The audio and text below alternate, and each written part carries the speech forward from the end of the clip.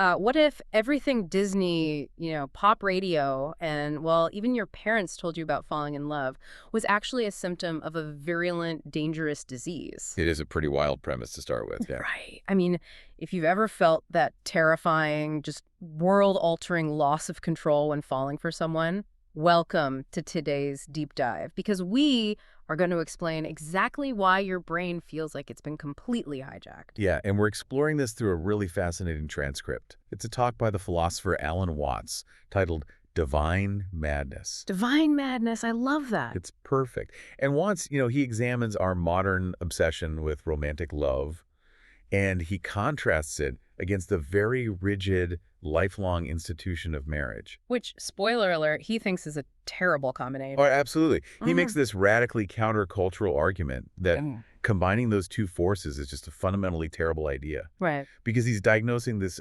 profound tension in our society. It's this tension between our deep biological need for social stability on one hand and our totally uncontrollable craving for spiritual surrender on the other. Okay, let's unpack this, because Watts really does not hold back here. No, he doesn't. He literally describes falling in love as a, quote, virulent and dangerous disease. I mean, he says when you catch this bug, an entirely ordinary person suddenly looks like a god or a goddess incarnate. Exactly. It's like you suddenly put on a pair of perfectly tuned VR goggles, you look around, and everyone else in the world is just, in standard definition. Right. But this one incredibly average person suddenly just glows with this radiant golden aura. I think that's a great analogy. And Watts actually illustrates that psychological hijack beautifully. He quotes this old song, "Every little breeze seems to whisper Louise." Oh, wow, yeah, that total sensory takeover. Exactly. It takes over everything. But, the complication is that this hijack is deeply subversive to the practical conduct of human affairs Yeah. because it just strikes without warning. It's like a lightning strike. Right. And instead of treating it like an unpredictable lightning strike, modern society tries to, well, capture it. We attempt to make this wild, temporary enchantment the foundational basis for marriage. Which honestly goes against the entire history of human survival. I mean, before the modern era, marriage had absolutely nothing to do with glowing auras or whispering breezes. Far from it, yeah. If you look at the origins of Western civilization, Hebrew, Christian, and early agrarian traditions, marriage and falling in love existed in completely separate universes. Because in an agrarian culture, passion was, what, a liability? Oh, absolutely, a liability. Marriage was strictly an alliance of families. It was designed to manage resources, raise children safely, and basically build a functioning village. I mean, you couldn't base your winter food supply on whether or not you felt butterflies in your stomach. Right, the survival of the entire community was on the line. So you had these elders acting as, like, brokers, right? They were using go-betweens, dickering over dowries, trying to calculate whether an alliance made practical sense for the clan. Yes, and the historical record shows just how incredibly rare romantic choice was back then. Mm. In fact, Watts brings up this fascinating linguistic detail regarding the ancient Greek word pathnos. Okay, yeah, this blew my mind a little bit. Right, so in the book of the prophet Isaiah, there's a very famous passage that was later translated into English to say, "Behold, a virgin shall conceive." Which I had to reread that section twice. Wait, so we've built thousands of years of theology on a word that basically just meant, like, an independent woman. Pretty much. Yeah. Because the context completely changes when you look at the original Greek. Mm. Pathnos did not strictly mean virgin in the biological sense. Right. It actually referred to a very rare specific phenomenon in ancient Greece. It was a woman who chose her own husband. Oh, wow. Yeah, and there were vanishingly few of them. Yeah. So the prophecy was originally meant to highlight a woman acting with totally unheard of agency. That's incredible. Choosing your own partner was, like, the ultimate exception to the rule. Exactly. And the people who actually held power in those societies, the royal families, they understood that marriage was purely a political and economic contract. So how did they handle the total lack of romance? Well, they handled it by keeping mistresses and concubines. They did it, as Watts brilliantly phrases it, to prevent monogamy from becoming monotony. That is quite the phrase. Prevent monogamy from becoming monotony. Yeah, because society requires a civil or religious contract that is very difficult to dissolve, simply because raising children requires a secure, stable environment. The contract provides that security. But wait, so Watts is saying our modern ideal of marriage is basically just a botched mashup of a feudal real estate contract and, what, bored medieval poetry. Because how did we get from dickering elders to expecting our spouse to be our soulmate? Well, Watts traces that massive cultural shift right back to the Middle Ages, Huh. specifically to Provence in southern France, which gave birth to the cult of courtly love. Right, the troubadours and the knights. Exactly. They would begin selecting a lady, who was almost always a married noblewoman, to be the absolute focus of their heart's desire. They would yearn for her, sing songs under her balcony, send tokens of devotion. And Watts highlights two distinct theories about why this whole movement even started. The first is from a scholar named Denis de Rougemont, right? Yes. And he argued that the entire point of courtly love was that it had to remain an unhappy, unfulfilled state. I mean, the idea was that actually consummating the relationship, going to bed with the lady, would totally ruin the purity of the yearning. The magic existed in the longing, not the having. Yeah, that's the romantic theory. But then there's the second theory, which Watts calls the more realistic one. And it suggests a much simpler origin. That they were just bored. Basically, yeah. These noble ladies were incredibly bored. Their husbands, who they were forced to marry through those practical family alliances we talked about, were constantly away hunting or fighting wars. Right, leaving them alone in these giant, isolated castles. Exactly. Left alone in the castles, the ladies took lovers. And so a whole genre of romantic poetry rose up to justify, cover up, and sort of romanticize these adulterous affairs. And over centuries, that poetry somehow hijacked our entire cultural consciousness. We took these two entirely opposing concepts, the deeply unhinged, unpredictable passion of medieval courtly love and the rigid, property-based legal contract of agrarian marriage, and we just smashed them together. Smashing them together is a good way to put it. The modern synthesis is what Watts calls a wall-to-wall trap. A wall-to-wall trap. Yeah, we instruct people to choose a partner based entirely on an uncontrollable, spontaneous passion. Then, while under the influence of that temporary madness, we ask them to stand before a magistrate and sign a legally binding document swearing to maintain that exact feeling until death. Which is insane when you say it out loud. You are taking a feeling that strikes like lightning and trying to catch it in a legal jar. Right. But when the lightning inevitably fades, you are still bound by the contract. And people desperately want to honor that commitment, so, well, the pretending begins. Watts observes that couples start hypnotizing themselves with loving language. They make these meticulous lists of attentions they must pay to their partner. They force themselves to go through the motions of a feeling that has vanished. Precisely. And forcing yourself to pretend to feel something you don't actually feel, it secretly builds up immense silent hostility. You are betraying your own authentic emotions just to uphold a societal structure. It's true. And look at the immense pressure society puts on keeping that structure intact, right down to the language we use. Watts points out that we call ending a relationship a breakup. Breaking up. Yeah, he says that is a deliberate put down. The phrase implies that something incredibly precious and fragile has just been violently shattered. Right. When a couple splits, it unnerves everyone in their social circle. Friends start analyzing their own relationships, wondering if the ground beneath them is actually stable. So, if this madness of love is so socially disruptive, it kind of explains why society is so obsessed with creating strict taboos around sex and romance. We try to cage it. But Watts has this incredible perspective on taboos. Well, he really does. He references his friend, the artist Jin Varda, who argued that laws against adultery and fornication should never be liberalized. And what's fascinating here is the underlying psychology of restriction. Varda and Watts, by extension, they argue that strict societal disapproval is the very mechanism that makes transgression enjoyable. Wow, yeah. Watts expands on this using a theory from his book, Beyond Theology. He proposes that the secret intent behind centuries of Christian sexual repression wasn't actually to eliminate sexual desire, but to make people vastly more interested in it. Here's where it gets really interesting, because it's essentially the giant red do not push button analogy. Oh, I like that.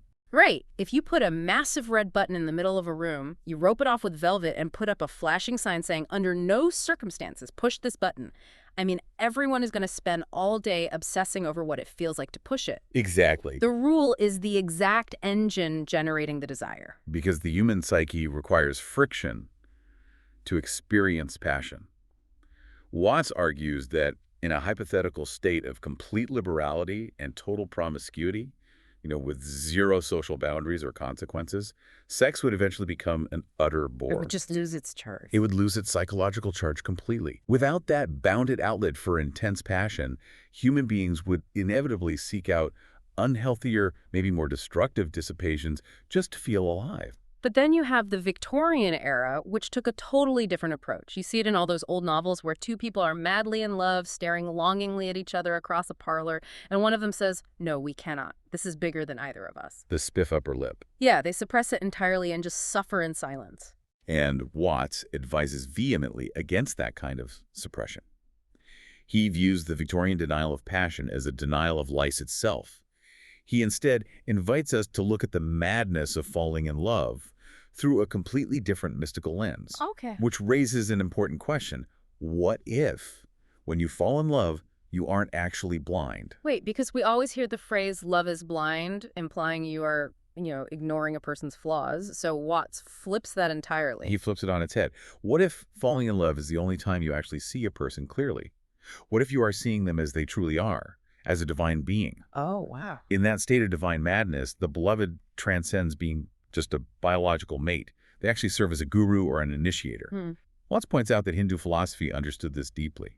Rather than viewing sexual infatuation as a sin, they utilized it. Really? How so? Well, in certain forms of sexual yoga, partners act as mutual gurus. But how does that actually work mechanically? Like, how does physical infatuation translate into a spiritual awakening? By leaning completely into the temporary madness of the senses, without trying to own or trap the other person, the ego momentarily dissolves. Yeah, through a tremendous outpouring of psychic energy and total uninhibited devotion to the other person, the boundaries of the self break down. That dissolution of the ego is the exact mechanical goal of mystical meditation, allowing the individual to reach the divine center within themselves. That makes a lot of sense. It is an unavoidable, all-consuming entanglement. I mean, you feel physically miserable when you aren't in their presence. So Watts is really elevating this experience, saying it strikes like lightning, making it exactly analogous to a spontaneous mystical vision. Yes, but the catch is its capriciousness. Right. You cannot engineer a mystical vision any more than you can engineer falling in love. Watts notes that an adolescent can have a spontaneous mystical vision out of nowhere. Meanwhile, someone who practices intense Zen disciplines or yoga for decades might strive for it their whole life and never attain it. It is fundamentally beyond human control. So, what does this all mean?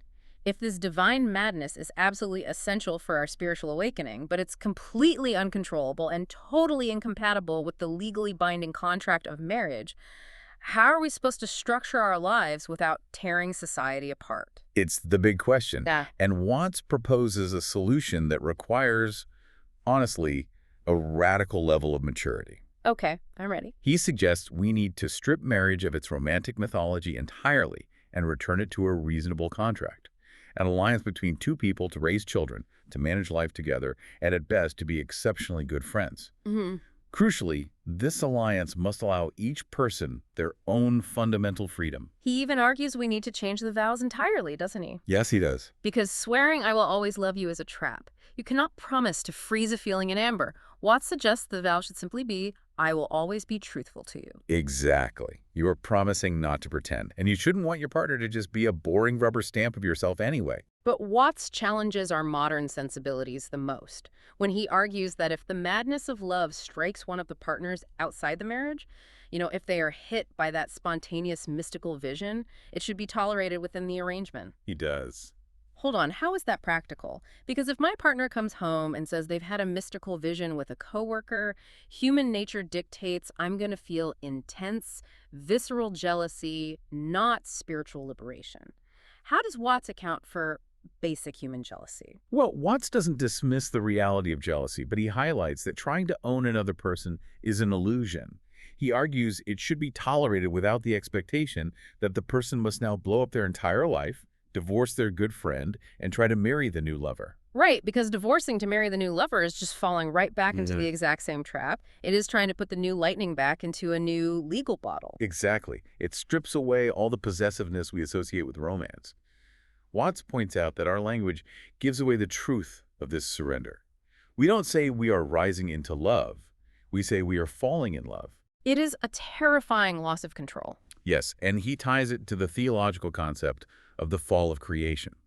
The idea that taking a ghastly risk is the fundamental condition for life to even exist. Right. And if we connect this to the bigger picture, Watts is highlighting our societal obsession with control. We try to keep everything secure. We value vigilance, we hire police, we have guards, and then, we need guards to watch those guards. Exactly. Yeah. Living entirely in a state of controlled vigilance isn't really living, because all of life is fundamentally an act of faith. Yeah, every step you take across a room is an act of faith that the floor isn't going to suddenly give way beneath your feet. That's a great way to look at it. The most powerful, transformative act a human being can undertake is total surrender to another person.